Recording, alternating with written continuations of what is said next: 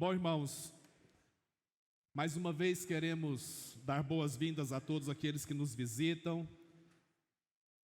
Nós aqui na igreja, nós trabalhamos todos os domingos, com exceção da ceia. Nós trabalhamos com um tema, uma série por mês. E hoje é o último dia da nossa série, Uma Igreja Missional.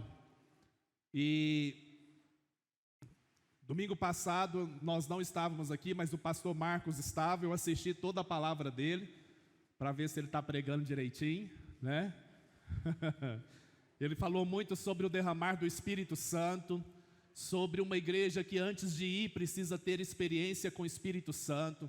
E o pastor Marcos falou muito sobre Atos, quando a igreja primitiva então ali nasceu e quando os discípulos eles tiveram uma experiência muito forte com Deus e com o Espírito Santo. E aí, por causa disso, eles começaram a ser testemunha tanto em Judeia, Samaria e confins da terra. Ouvi direitinho, né, pastor? E hoje então nós vamos encerrar, e eu coloquei o tema dessa palavra, um estilo de vida missional.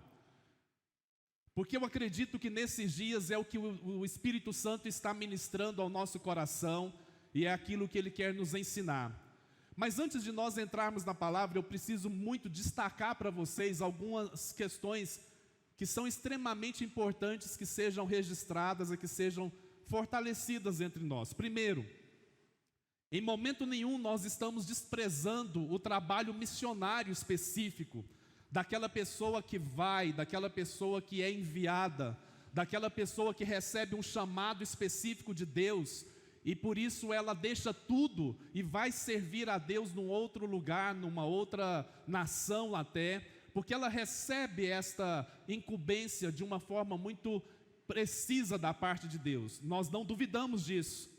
Eu e a Aida particularmente, nós, e temos algumas pessoas aqui também das antigas, do ministério, nós fizemos parte de muitas viagens missionárias dentro do próprio ministério. Nós somos da época das combis da igreja. A igreja sede tinha 5 combis. E tem uns alunos, ex-alunos nossos aqui, que foram também usuários dessas combis. Vocês foram, né, Anelisa e Priscila, Murilo, você chegou a pegar as combis também? Marcos aqui, porque a Aida era professora de educação física, e a quadra que ela ministrava as aulas era fora lá da igreja, então a gente pegava as combis da igreja para levar os alunos para a educação física. E como eu estava apaixonado nessa época, eu era o motorista da Aida nessa época, né? E aí eu que levava os alunos nas aulas de educação física dela. Mas nós fizemos viagens missionárias, muitas. Eu me lembro, eu fazia parte da equipe de missões, e cada final de semana a gente ia para uma cidade do interior e ficávamos lá sexta-feira à noite, sábado e domingo. E foram viagens espetaculares que com certeza fizeram diferença na vida daquele povo ali. Já fizemos missões em outros países. Eu particularmente já estive na África, fazendo missões na África, e vi ali muito mover de Deus naquela época ali. Já fizemos missões em outros países da Europa, junto com a Aida. Já fomos para a Espanha, a Marcela aqui esteve conosco lá na Espanha, fazendo um trabalho missionário lá em Ávila, e foi uma experiência espetacular. Nós acreditamos nisso, nós acreditamos nesse chamado missionário que uma pessoa recebe especificamente. O nosso ministério é um ministério missionário, então nós não queremos aqui dizer, com essa temática de ser uma igreja missional, que nós estamos desconsiderando esse outro lado do chamado transcultural e do chamado missionário, inclusive para ir para outras cidades. Nós acreditamos que pessoas são levantadas por Deus, sim, e pode ser que hoje aqui neste culto Deus levante você. Pode ser que hoje, durante a palavra, o chamado específico de Deus nasça aí no seu coração, por que não? Amém?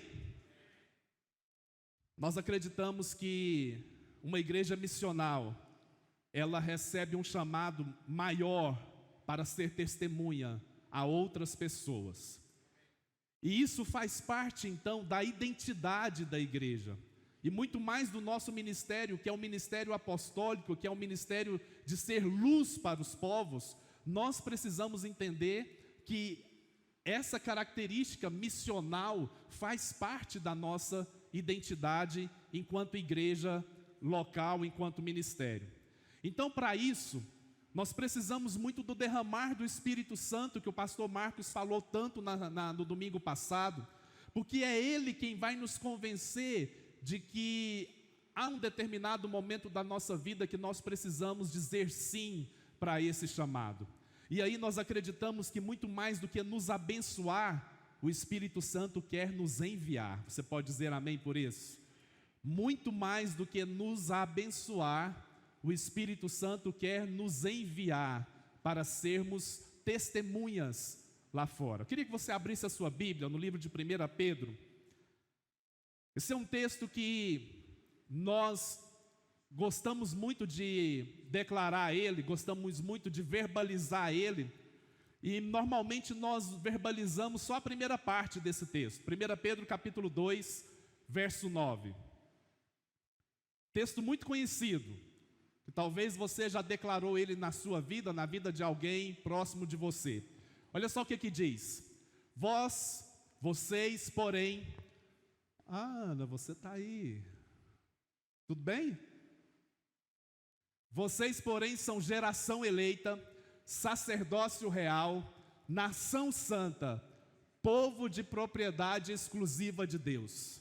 Nós gostamos de verbalizar apenas essa parte desse texto, né? Porque é muito bom saber que nós somos um povo escolhido, que nós somos nação santa, que somos propriedade exclusiva de Deus. Agora deixa eu te dizer, a segunda parte está dizendo para mim e para você o porquê que nós nos tornamos isso. O porquê que Deus fez isso conosco. Deus nos fez geração eleita, sacerdócio real, nação santa, povo de propriedade exclusiva de Deus, para quê? Para anunciar as grandezas daquele que chamou das trevas para a sua maravilhosa luz. Então deixa eu te dizer uma coisa, todo crente tem que ser conversador. Todo crente tem que abrir a boca, tem que anunciar aquilo que aconteceu com ele.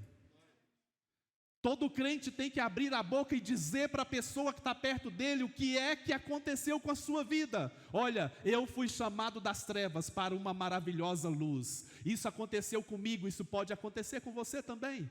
Amém?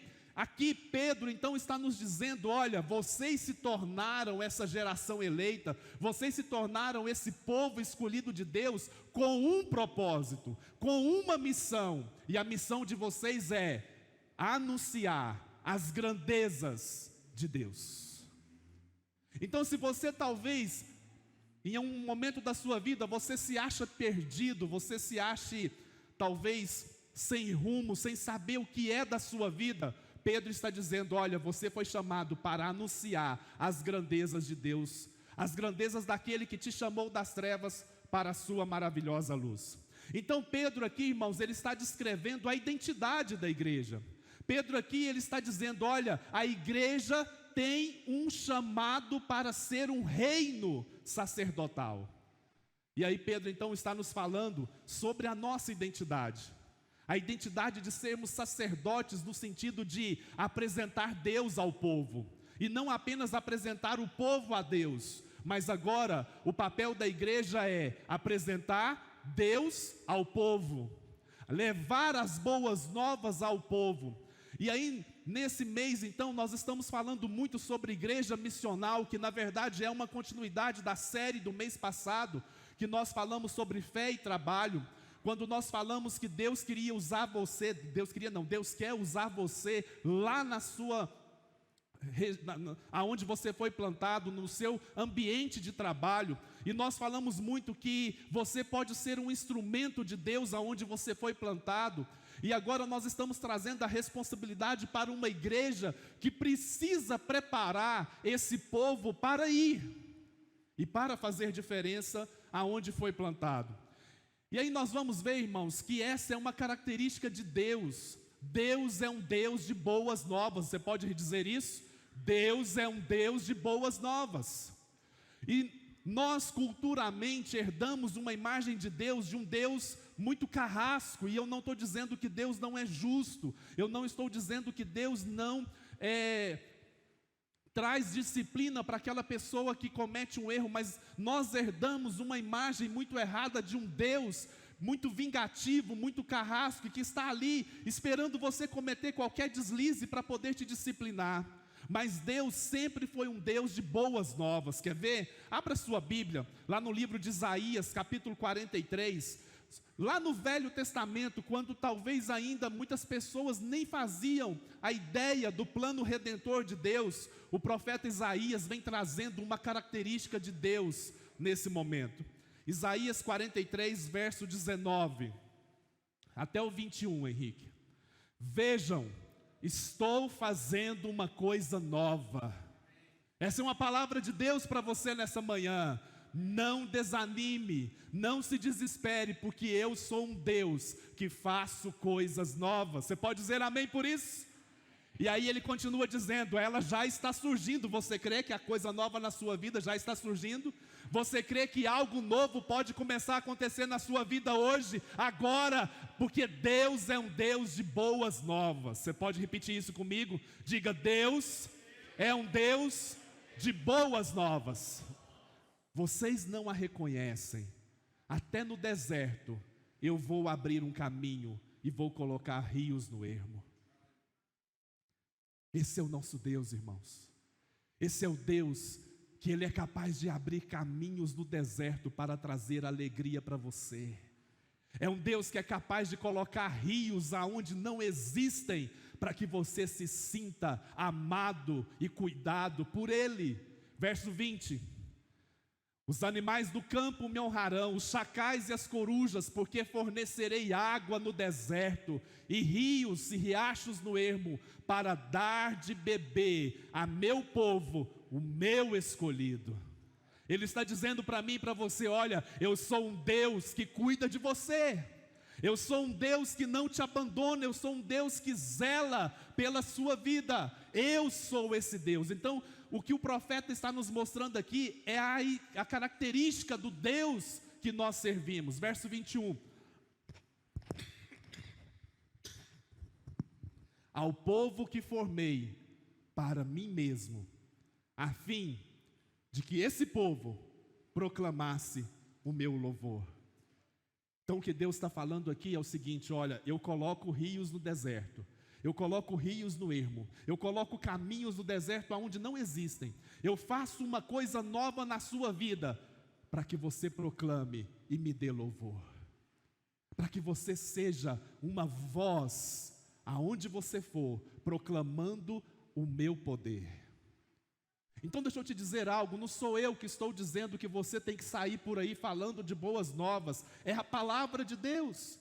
Então um crente, ele não pode ser uma pessoa de boca fechada, aonde você for, você precisa falar da grandeza de Deus na sua vida. Isso não quer dizer que você não vai ter problema, isso não quer dizer que você não vai ter dificuldade, isso não quer dizer que você não vai enfrentar lutas na sua vida, mas isso quer dizer que mesmo diante das dificuldades, das lutas, você acredita num Deus que coloca caminho no deserto da sua vida. Você acredita num Deus que coloca rios para entrar no ermo e poder saciar a sua sede. Você pode dizer amém por isso? E aí, continuando então com o apóstolo Pedro, ele vai nos ensinar então como fazer isso, como ser uma igreja missional então. Pedro vai nos ensinar, Pedro vai nos trazer uma direção. Olha, deixa eu falar para vocês, eu vou explicar para vocês como é que vocês podem ser esse tipo de crente. Como é que vocês podem ser esse tipo de igreja, uma igreja atuante, uma igreja que seja sal e luz aonde foi plantada. Está lá em 1 Pedro, capítulo 1, verso 18 ao 21. E aí, enquanto vocês acompanham aqui, eu vou ler na Bíblia a mensagem, tá? Só para que você tenha uma clareza maior. Eu vou ler do capítulo... Peraí, Henrique, eu falei errado. Capítulo 2. Verso 11 e 12. Isso. E aí eu vou fazer um resuminho depois do versículo 13 até o 16. Amigos, este mundo não é a casa de vocês, por isso, não se sintam à vontade nele. Não deem espaço para o ego à custa da sua alma. Vivam uma vida exemplar entre os descrentes, para que o comportamento de vocês refute o preconceito deles. Olha só o que Pedro está nos dizendo aqui, irmãos. Vivam uma vida exemplar entre os descrentes, para que o comportamento de vocês refute o preconceito deles. É a nossa vida exemplar no meio das pessoas que não são cristãs que vai derrubar o preconceito delas com a palavra de Deus. É quando as pessoas que não são cristãs olharem para o seu jeito de ser cristão, um cristão verdadeiro e genuíno, que vai derrubar o preconceito delas e vai fazer elas pensarem: eu quero isso para a minha vida. Continuando, então eles serão conquistados para o lado de Deus e estarão lá para participar da festa quando Ele vier. Olha só, irmãos, o apóstolo Pedro está dizendo o seguinte: olha, sejam testemunha no meio dos descrentes, vivam uma vida exemplar, e essa vida exemplar de vocês vai falar tanto na vida dos descrentes, que vai derrubar o preconceito deles, e eles então vão passar para o lado de Deus, e vão estar do lado de Deus, quando Ele vier para a festa, quando Ele vier receber a igreja. Então Deus quer usar você aonde você foi plantado. Você pode dizer amém por isso? Diga: eu fui plantado. Diga mais forte: eu fui plantado. E onde você foi plantado, Deus quer te usar. Do verso 13 ao 16, eu fiz um resuminho na Bíblia, a mensagem diz assim: é a vontade de Deus que ao fazer o bem, vocês possam curar a ignorância dos tolos, que o consideram um perigo para a sociedade. Olha só, quando você faz o bem, você vai curar a ignorância dos tolos, que acham que Deus é mau. Quando você faz o bem, você acaba sendo um instrumento de Deus para curar a ignorância dessas pessoas que acham que Deus é mau. Continuando, usem da liberdade para servir a Deus, não para quebrar regras. Pastora Maiara essa semana colocou um texto muito forte e muito bonito no Insta sobre liberdade. Depois você entra lá na página dela e dá uma olhada no texto quando ela fala sobre essa questão da liberdade. E aí eu vou reforçar com o apóstolo Paulo agora, relendo um texto que a Aida leu aqui quando ela estava falando, quando ela compartilhou conosco essa semana o texto que Deus estava falando com ela. Eu falei: esse foi um texto que Deus também me deu para me colocar na palavra. Gálatas capítulo 6, do verso 4 ao verso 5.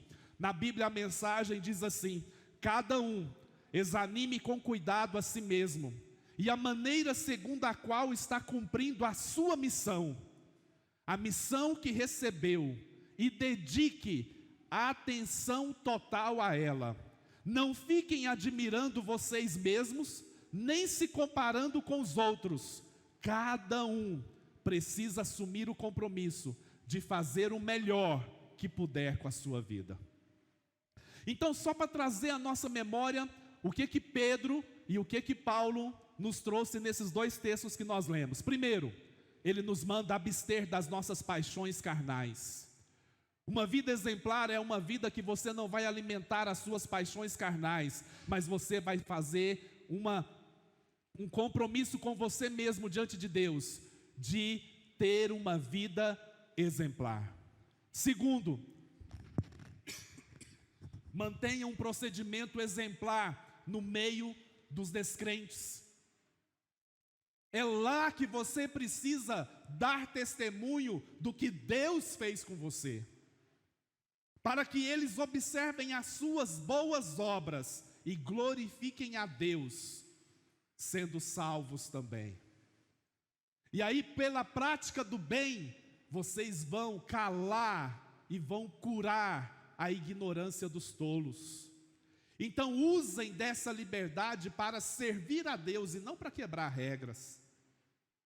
Muitas pessoas pensam que ser cristão é não poder fazer nada de bom, e não é isso. Ser cristão é ser livre, inclusive para escolher o que você quer ou não quer fazer. Não é para quebrar regras, é ser livre para escolher aquilo que eu quero e o que eu não quero fazer.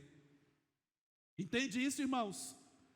Portanto, uma igreja missional é uma igreja que vai dar continuidade à missão de Jesus. Nós vamos alcançar o mundo lá fora com uma vida exemplar. Nós vamos alcançar as pessoas que estão lá fora com o nosso testemunho de vida, aonde nós vamos ter boas práticas perante esse povo. O estilo de vida missional é um estilo de vida em que toda a nossa vida está orientada para a missão que Ele nos deu.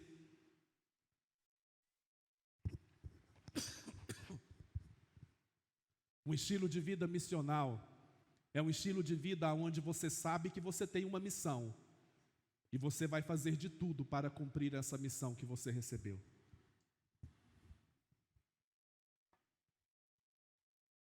O modo como nós agimos como amigos das pessoas que nos cercam, o modo como nós agimos como vizinhos, o modo como nós agimos como colegas de trabalho, o modo como nós agimos como família, ele vai ser moldado então pela missão que nós temos de anunciar a grandeza de Deus. Tudo que nós formos fazer com as pessoas que estão envoltas de nós, com as pessoas que estão cercadas ali no nosso ambiente, ele vai ter que passar pela missão que nós temos, que é de anunciar a grandeza de Deus. A missão, ela não é apenas um programa da igreja. A missão, ela é uma definição de uma igreja que é enviada para anunciar boas novas. Então, irmãos, ter uma vida missional, ela não é simplesmente uma vida onde eu vou me relacionar com pessoas que não frequentam a igreja. Ter uma identidade missional e ser uma igreja missional é entender que existe uma mensagem que precisa ser anunciada, existe uma palavra que precisa ser declarada, existe uma mensagem de boas novas que precisa ser levada para as pessoas. Por isso, a missão só vai ocorrer quando nós compartilharmos as boas novas. Entende isso? E por isso o pastor Marcos falou tanto na semana passada sobre ser cheio do Espírito, porque ser cheio do Espírito passa por uma dependência dele, aonde talvez você não sabe o que dizer para uma pessoa, mas uma vez que você é cheio, você passa a receber uma direção e uma clareza daquilo que precisa ser dito para aquela pessoa naquele exato momento. Eu não sei se isso já aconteceu com você, mas tem momentos que nós estamos conversando com alguém e começa a arder no nosso coração uma palavra muito clara, muito forte, para que a gente fale para aquela pessoa. E aí, passa um pouquinho, aquela pessoa vira para nós e diz assim: você falou exatamente aquilo que eu precisava ouvir naquele momento. Já aconteceu isso com você? Ou talvez você ouviu de alguém aquilo que exatamente você precisava ouvir. Quando você é cheio do Espírito Santo, isso passa a ser como que eu diria? Isso se torna mais fácil, vamos dizer assim, porque você passa a ser sensível a essa voz do Espírito que está em você. E aí eu não sei se vocês se lembram, no domingo retrasado, quando eu estava pregando, eu falei sobre os 2 apóstolos que chegaram lá na igreja, e eles foram e encontraram um homem que estava ali sempre pedindo esmolas, e aí eles viraram para ele: olha, o que você quer nós não temos para te dar, mas aquilo que nós temos nós vamos te dar, em nome de Jesus, levanta e anda. Então, quando você é cheio do Espírito Santo, você pode levar as boas novas, e ela vem carregada da manifestação da glória de Deus sobre a vida de alguém. Amém? Porque se nós formos apenas amigos, se nós formos apenas colegas de pessoas lá do mundo, e se nós valorizarmos mais o relacionamento do que a mensagem que precisa ser anunciada, nós vamos comprometer a missão. Entenda isso, irmãos. Tem muitas pessoas que valorizam muito mais o relacionamento do que a mensagem que precisa ser pregada. E aí, para não perder o relacionamento, ele deixa de falar a mensagem de boas novas. Mas a missão precisa ser cumprida, ainda que, talvez naquele momento, o relacionamento se seja fragilizado. Se você sabe que existe uma missão a ser cumprida, você vai anunciar as boas novas. Pode ser que aquela pessoa naquele momento escolha se afastar de você, porque você deu mais valor à missão do que ao relacionamento. Mas se você tem clareza de que você tem uma missão, você não vai deixar de anunciar as boas novas. Mas tudo isso pode ser prejudicado quando nós levamos um relacionamento muito superficial com Deus. Tudo isso pode ser prejudicado quando você acha que o simples fato de vir à igreja é o suficiente. Deixa eu te dizer, não é. Deus quer nos levar a um nível maior de entrega, a um nível maior de conhecimento, a um nível maior de envolvimento com Ele.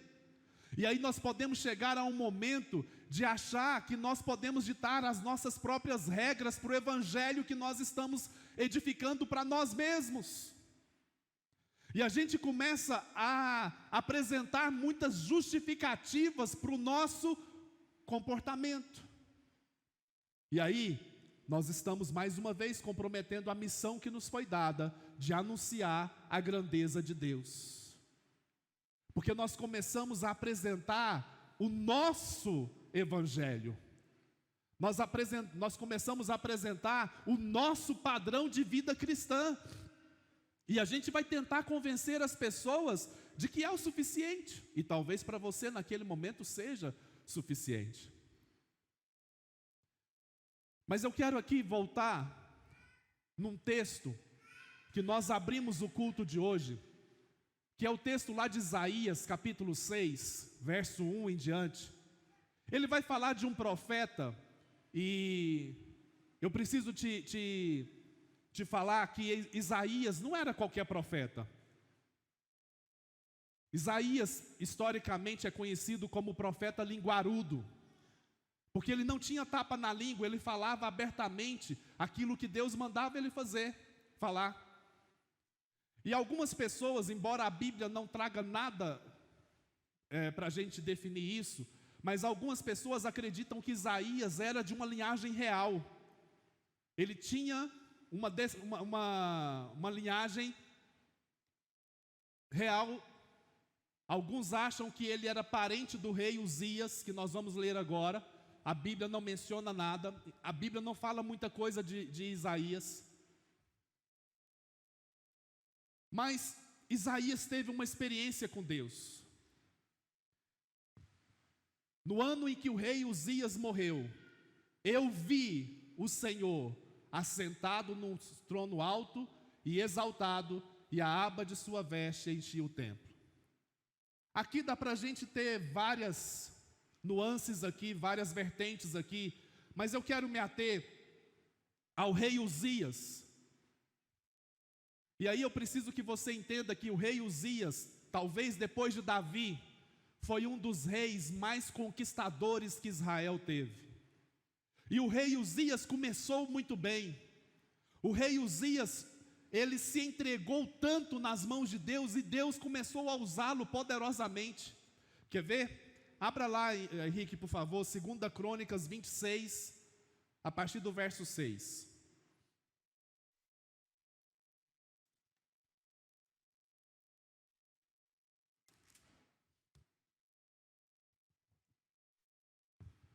Ele saiu à guerra contra os filisteus e derrubou os muros de Gate, de Jabne e de Asdod. Depois reconstruiu cidades próximas a Asdod e em outros lugares do território filisteu. Verso 7. Deus o ajudou contra os filisteus, contra os árabes que viviam em Gurbal e contra os meunitas. Verso 8. Os amonitas pagavam tributo a Uzias e sua fama estendeu-se até a fronteira do Egito, pois havia até aqui se tornado muito poderoso. O rei Uzias foi um homem que se tornou muito poderoso. E Deus o abençoou. Nós lemos aqui que era a bênção de Deus com ele. Mas pula lá para o verso 15 agora. E se você continuar lendo, ele vai falar dos grandes feitos de Uzias. E aqui está finalizando o que Uzias fez. Em Jerusalém, ele construiu máquinas projetadas por peritos para serem usadas nas torres e nas defesas das esquinas, máquinas que atiravam flechas e grandes pedras. E se você ver aqueles filmes de época, você vai ver aquelas catapul, que eu não sei finalizar o nome, catapul, sei lá, que foi o rei Uzias que mandou fazer. Está aqui. Ele foi extraordinariamente ajudado. Muito bom ver isso de alguém, não é? Aquela pessoa foi extraordinariamente abençoada. Gostaria de ser alguém assim? Eu gostaria de ser extraordinariamente abençoado. Só que aqui no final do verso 15 tem um porém. E assim, tornou-se muito poderoso, e a sua fama espalhou-se para longe. Na minha Bíblia diz assim: foi maravilhosamente ajudado, até que tornou-se forte.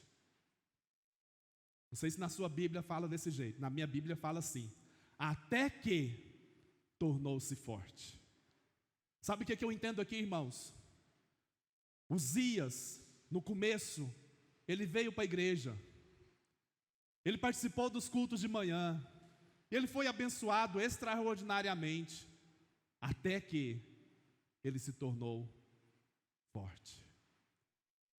Isso fala daquelas pessoas que são autossuficientes. Isso fala daquelas pessoas que acham que chega um momento na vida dela que ela não precisa mais de Deus. Isso fala daquelas pessoas que acham que o Deus delas é o suficiente para si mesmas. São aquelas pessoas que acham que ela já chegou num ponto da vida que ela não precisa mais seguir a Bíblia como a Bíblia diz, porque afinal de contas esse é um livro bem antigo e talvez ele seja ultrapassado. Isso fala daquelas pessoas que acham que Deus ajudou num determinado momento, agora ela não precisa mais de Deus. E é interessante que nós vamos ver esse retrato de Uzias se manifestando entre nós. Nós vemos claramente pessoas que às vezes vêm para a igreja só no momento da dificuldade. É aquela pessoa que chega para a gente: ora para mim passar no Enem, pastor. E aí nós oramos com toda intensidade. Aí o cara passa no Enem, passou no Enem, entra na faculdade, você não vê mais ele, porque afinal de contas, ele já se tornou forte. É aquela pessoa que ora, que vem em você e fala assim: pastor, ora para Deus me dar um emprego, ora para Deus abrir uma porta para mim. Nós oramos, e Deus abre, porque Deus é um Deus que abençoa extraordinariamente, amém, irmãos? Aí Deus abre a porta de emprego para ele, ele não volta mais, porque ele acha que já está o suficiente. Chega aquele irmão e ora: pastor, ora para me arrumar uma namorada, preciso casar. E aí a gente ora com muito fervor e oração, né, com muita fé. E aí Deus traz uma linda esposa para ele. E aí ele desaparece, porque ele já alcançou aquilo que ele precisava de Deus.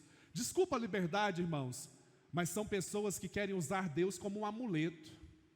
Deus como um amuleto da sorte, ou talvez como aquele que está aqui para compartilhar as bênçãos conosco. Eu não estou dizendo que você é assim quando você vier nos pedir oração. Vou confessar um negócio aqui do casamento da Marcela e do Murilo. Quando nós acabamos de sair lá da ceia, eu não conheço a pessoa. Ela virou para mim e falou assim: pastor, você faz meu casamento? Eu falo: faço. Então tá bom, vocês vão fazer o meu casamento. Eu só não tenho noivo ainda, mas vocês vão fazer o meu casamento. E eu e a Aida colocamos a mão na cabeça dela lá e oramos por ela lá na hora. Que Deus pudesse dar um marido para ela. Era uma pessoa, ela não é tão nova, eu não sei a idade dela. Mas tem pessoas que acreditam nessas orações e nós acreditamos também. E nós nunca vamos deixar de orar. Eu não estou dizendo que se você vier pedir uma oração para um casamento, para um emprego, para passar no Enem, que você está com essa motivação errada. Não é isso. Eu só quero dizer para você, para que você examine a sua vida, para que você não seja alguém que, depois de receber a bênção, pé na estrada. Porque Deus quer muito mais de você. Você pode dizer amém por isso? E aí, irmãos, vamos lá para o verso 16. 2 Crônicas, capítulo 26, agora o verso 16. Entretanto, olha aqui. Entretanto, depois que Uzias se tornou poderoso, o seu orgulho provocou a sua queda. Eu vou só resumir aqui, por uma questão de tempo. Mas Uzias, para mim, essa é uma interpretação do Sérgio. Ele deixa de cumprir o seu chamado ali como rei e passa a querer cumprir o chamado de um sacerdote, que não era o chamado dele. E se você continuar lendo 16, o 17, o 18, você vai perceber que Uzias, ele entra no templo e ele quer então oferecer um sacrifício lá no templo, o que não era a função dele. Ele era rei, ele não era sacerdote. E essa era uma função do sacerdote. Mas Uzias deixou que o orgulho de ter se tornado uma pessoa tão poderosa subisse tanto na cabeça dele, que ele chega ao ponto de achar que ele poderia deixar de ser um rei para se tornar um sacerdote. E deixa eu te dizer uma coisa, o que a Aida disse no começo: não fique olhando para o chamado do seu irmão, não fique achando que o chamado de alguém é melhor ou é mais importante do que o seu. Receba o seu chamado e viva esse chamado com toda a totalidade do seu coração.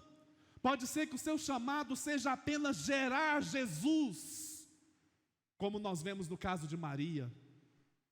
E Maria cumpriu 100% do seu chamado. Mas pode ser que o seu chamado seja levar milhares à presença de Deus, como foi o de Moisés. E Moisés cumpriu 100% do seu chamado. Mas se eles tivessem invertido, se Maria achasse que porque ela foi escolhida por Deus, agora ela tem que gerar outros Jesus, ela estaria falhando no seu chamado.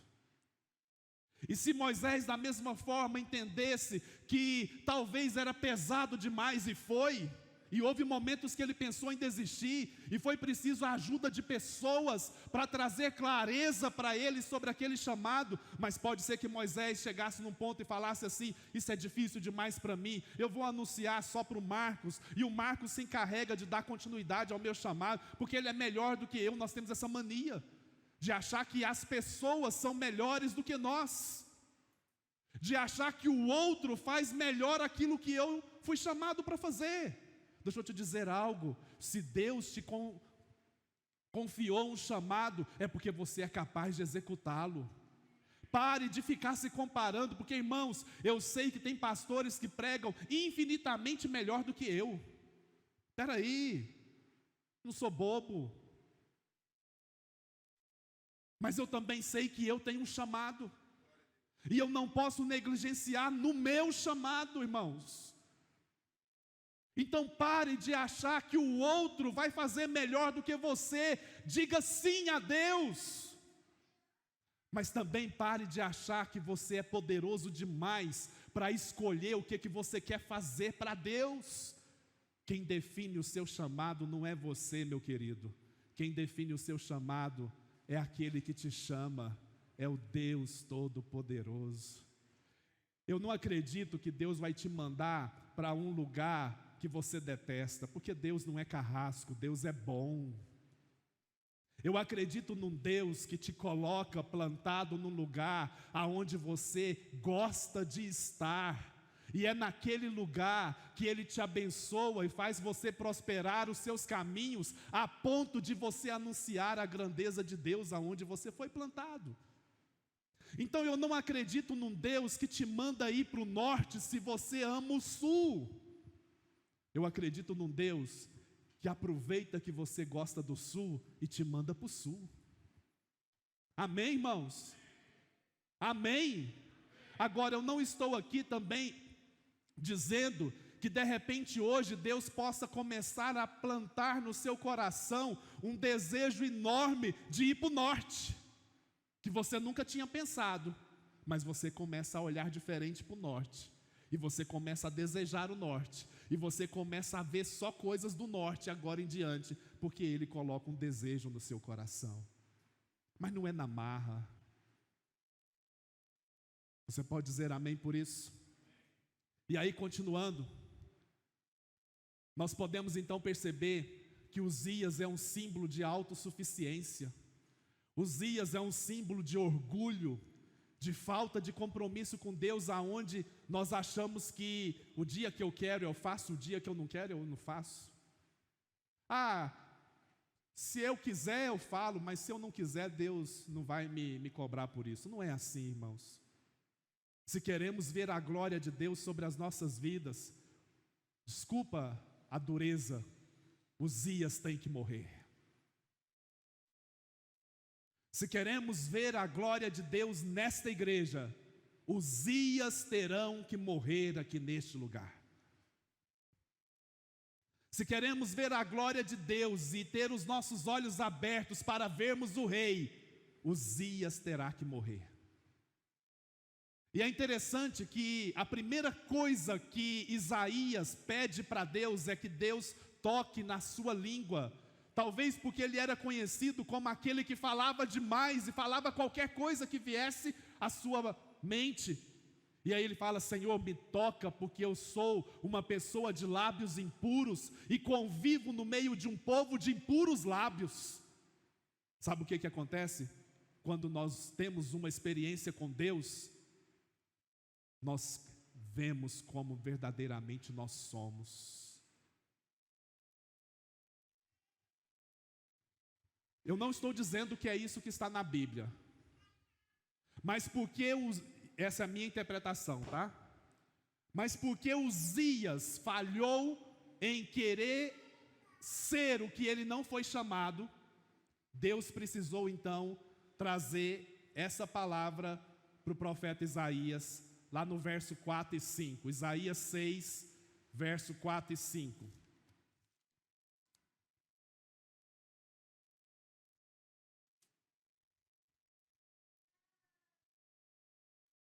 Desculpa,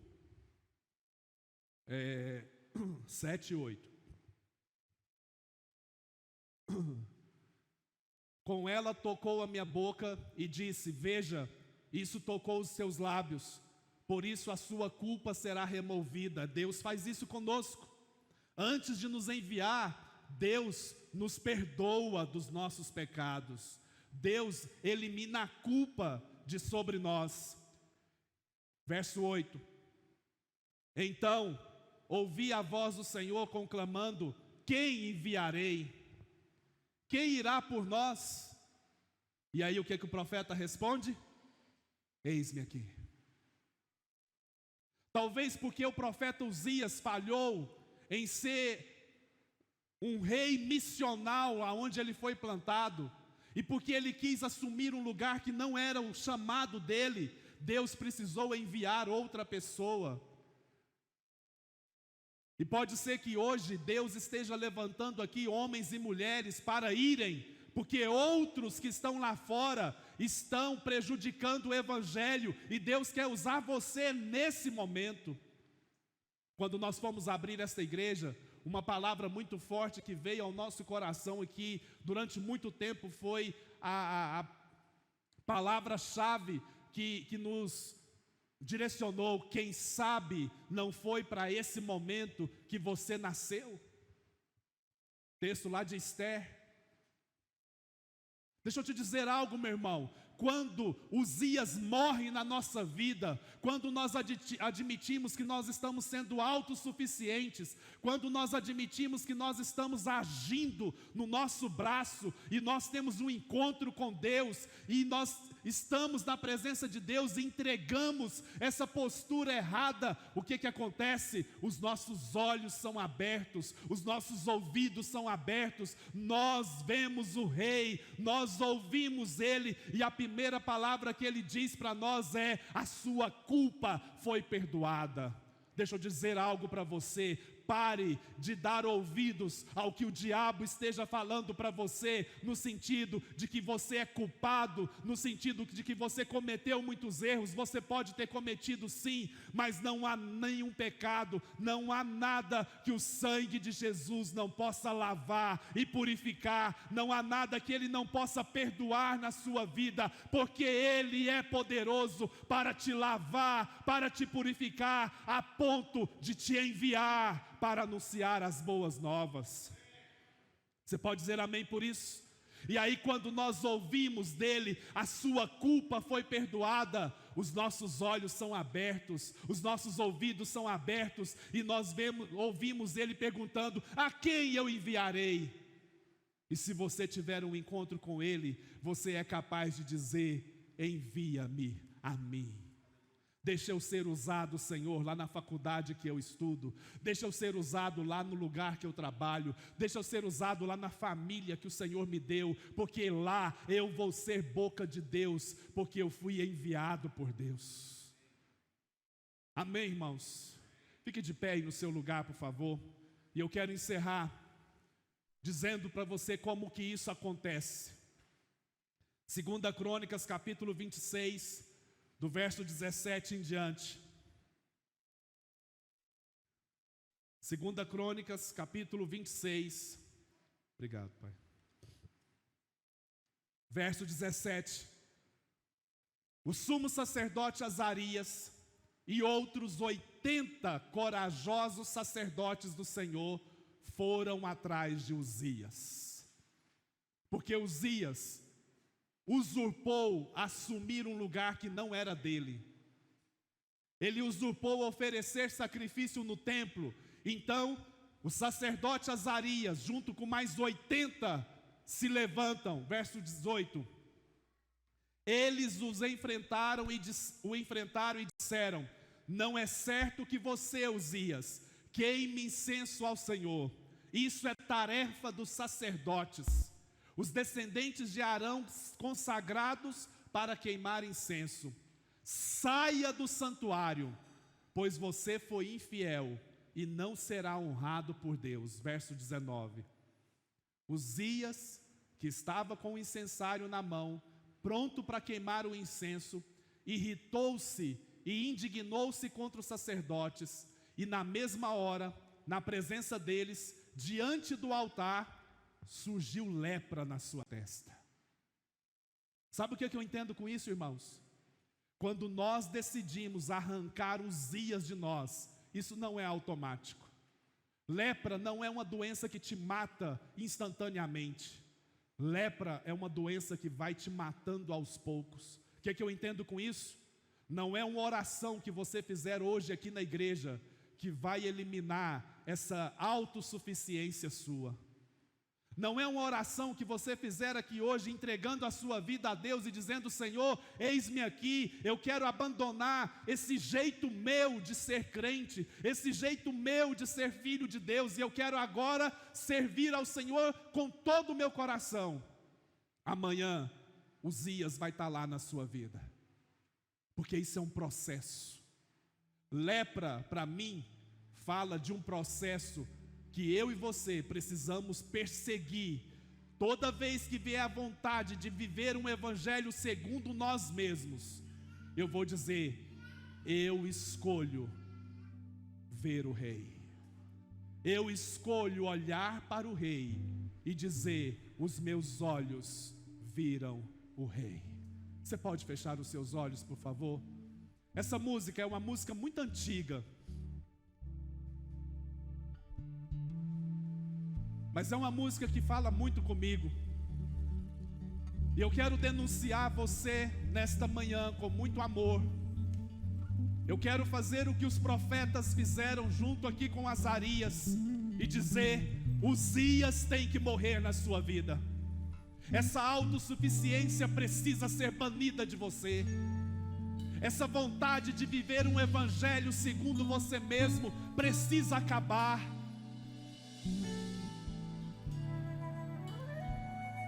E quando isso acontecer, nós ouviremos um chamado: a quem eu enviarei? Essa é uma chamada para mim e para você nessa manhã: a quem eu enviarei?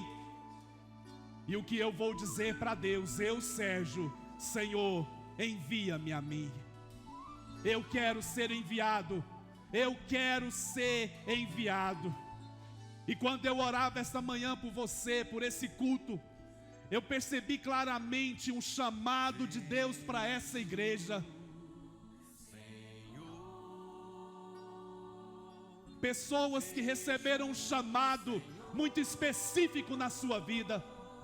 Pessoas que um dia foram marcadas pelo Espírito Santo. Pessoas que um dia disseram sim para Ele, mas estão negligenciando a esse chamado. Pessoas que um dia disseram: Senhor, é para valer agora. Pode contar comigo, porque eu estou aqui na presença do Senhor. Mas com o passar dos anos, você foi se esfriando e a sua vida não é mais a mesma. Pessoas que um dia foram líderes, pessoas que um dia foram discipuladores, pessoas que um dia foram homens e mulheres de Deus, mas você negociou o seu evangelho.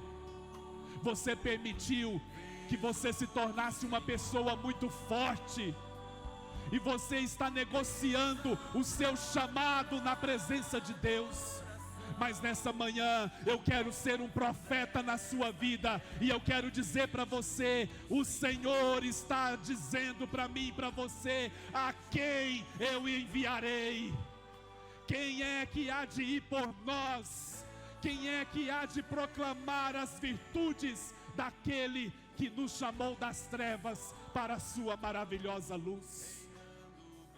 E eu quero desafiar você nesta manhã a ouvir novamente a voz de Deus dizendo para você: a quem eu enviarei? Quem é que há de abrir uma célula? Quem é que há de discipular uma pessoa? Quem é que há de falar do meu amor onde eu estou te plantando? Será que você é capaz de dizer sim a Deus nesta manhã? Eu quero te convidar. Se Deus está falando com você, se essa chama está ardendo aí no seu coração, venha aqui para o altar. Venha se ajoelhar aqui no altar comigo e venha dizer: Senhor, eis-me aqui. Eu me rendo, Pai. Eu me rendo, Senhor. Eu me rendo, Pai.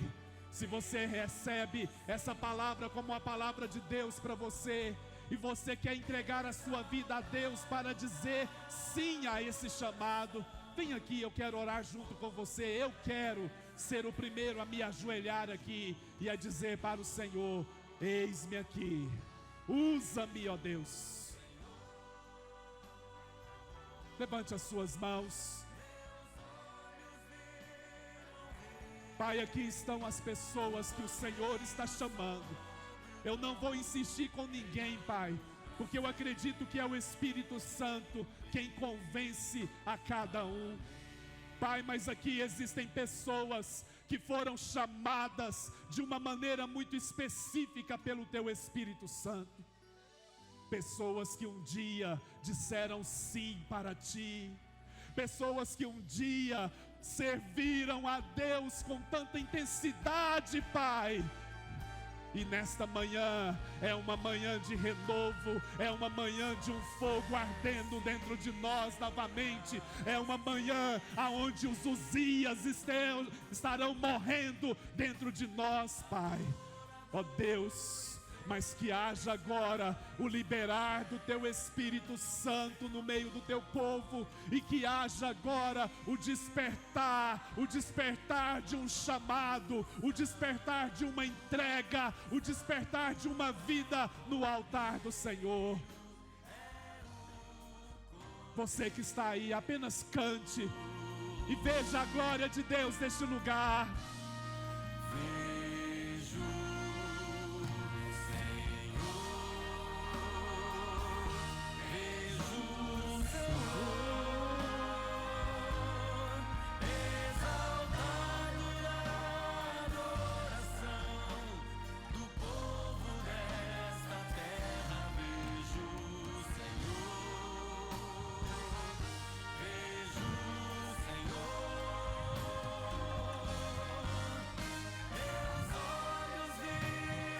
Senhor, eu restituo, Pai, na vida da Tua filha,